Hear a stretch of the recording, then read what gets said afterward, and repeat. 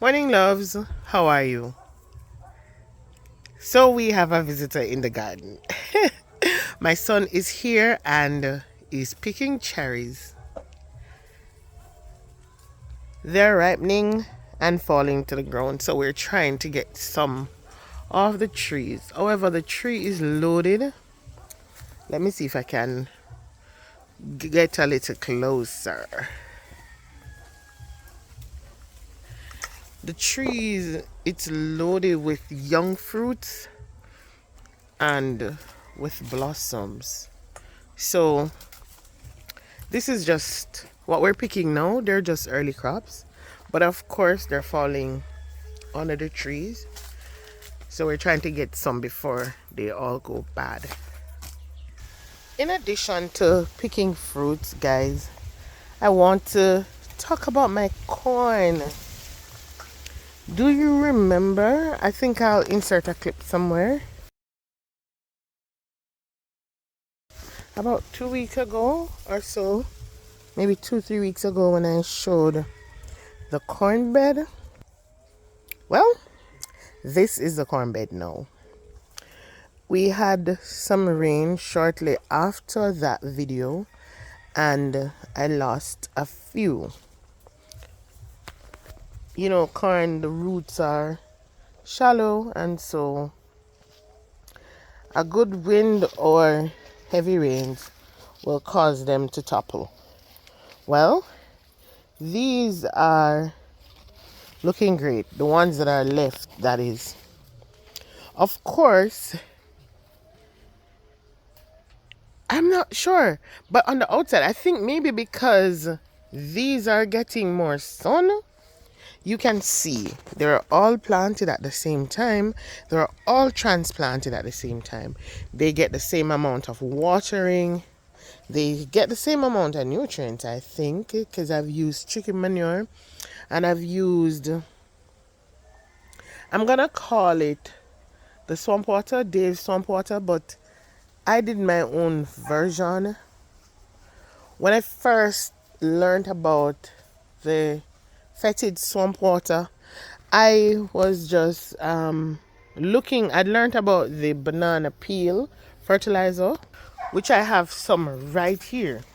This is a bottle filled with banana peels.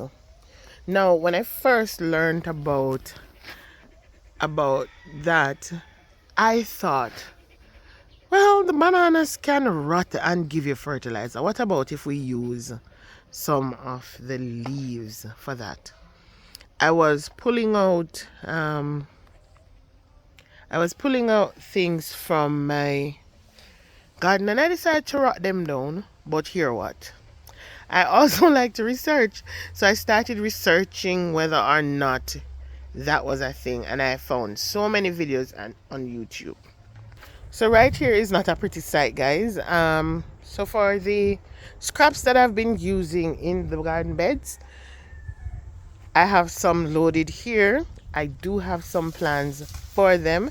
I want to start composting in a bin. So I've been collecting these all week. This is 1 week's worth of scraps that I got from the kitchen at work. But in this barrel, I have the swamp water. It smells, guys. So in addition to the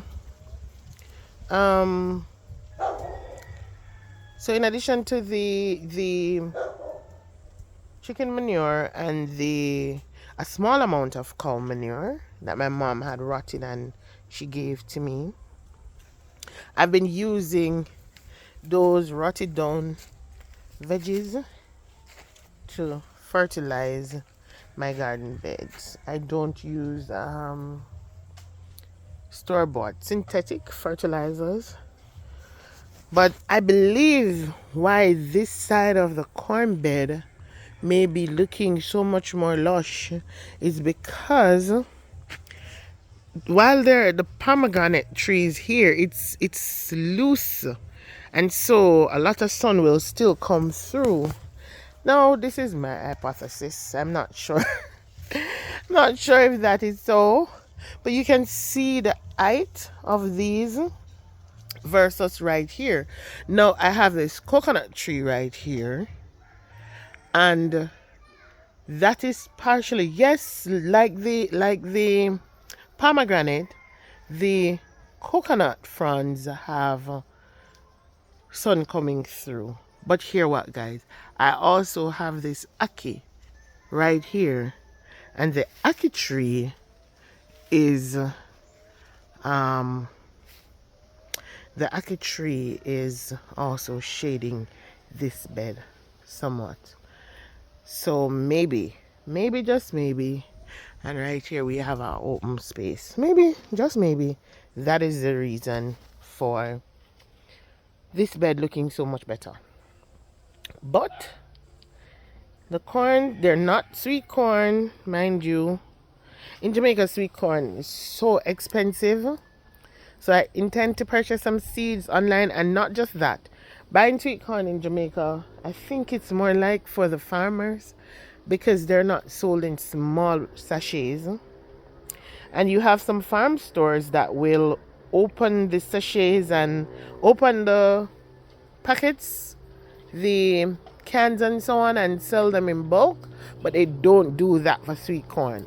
So you're getting like 2,000, 4,000 seeds, and they're expensive, 5,000, 10,000 Jamaican dollars. And so I don't want that much.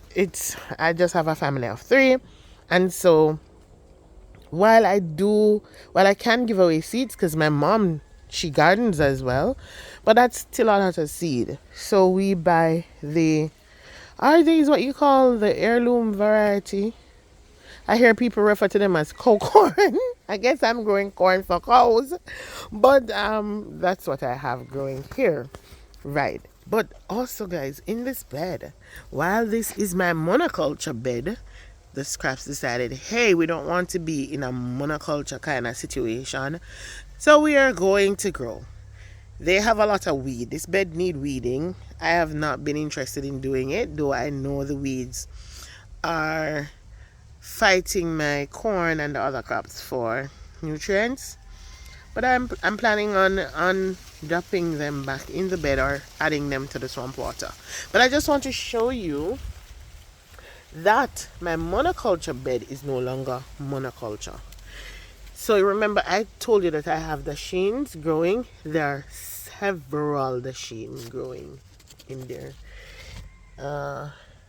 There is sweet potatoes, lots and lots of sweet potatoes in this bed. I learned that in addition to cucumbers, melons, let me go around here. I learned that melons make good companion plants for corn. So I transplanted 2, are you seeing them? 2 watermelon in this bed. They're growing, but let me show you something else. On this side of the bed, guys, I may have dropped some melon because we were eating melon in the garden, and I'm seeing several now. They're competing with the sweet potatoes that are starting to run. Some of them are starting to run. I've taken out some, mind you, I've taken out a few and planted. I'll show you those. But I also planted marigolds. So far I'm only seeing one of the marigold. Well, I'm seeing one more here. One more here. But I've also read that what you call it? Lettuce. Forgive my absent-mindedness. Lettuce makes good, or corn make good companion plants for lettuce. So I did sow or transplanted a few lettuce in this bed. Here is one, but they're not doing so well. I'm not sure why, and this corn bed gets a lot of water. So guys, that's it for this morning. I'll show you what we harvest. There's not much to harvest except for the cherries, but I'll show you. A separate note, guys. I must say that I believe that coming in the garden a few times a week is ideal. Some persons believe every day, but when this is not your full-time job, then that may be challenging. And for me, unless I'm on leave from work, it's impossible. But your garden does need care, it needs attention.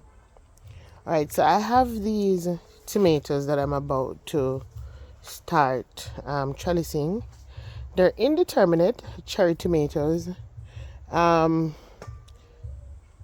Not trellis. I'm going to support them. But what has been happening is that my blossoms have been falling, and I found that the stink bugs have gotten or is getting to them, because here, if you can see through here, you're seeing quite a bit of them. So I'm gonna get some soap and knock them off in that.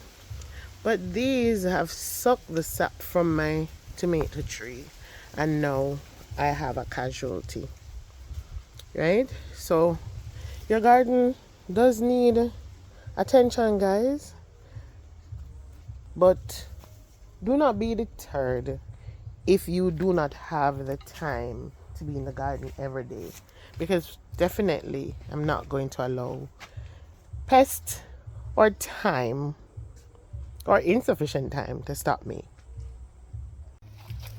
Have you ever looked at your garden beds and said, whoa, it's clean, it's not so bad?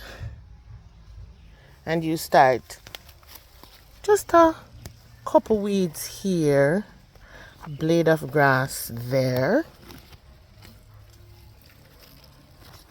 The bed is fairly clean, right? And you continue.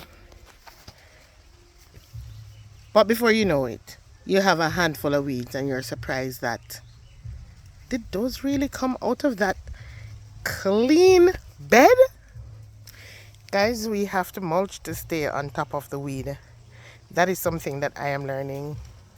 Okay, my loves, I have an appointment shortly and so I have to go. But I started getting rid of those stink bugs. Ugh. Just want to share with you what we harvested. My son picked these cherries. And I got a couple cucumbers and some cherry tomatoes.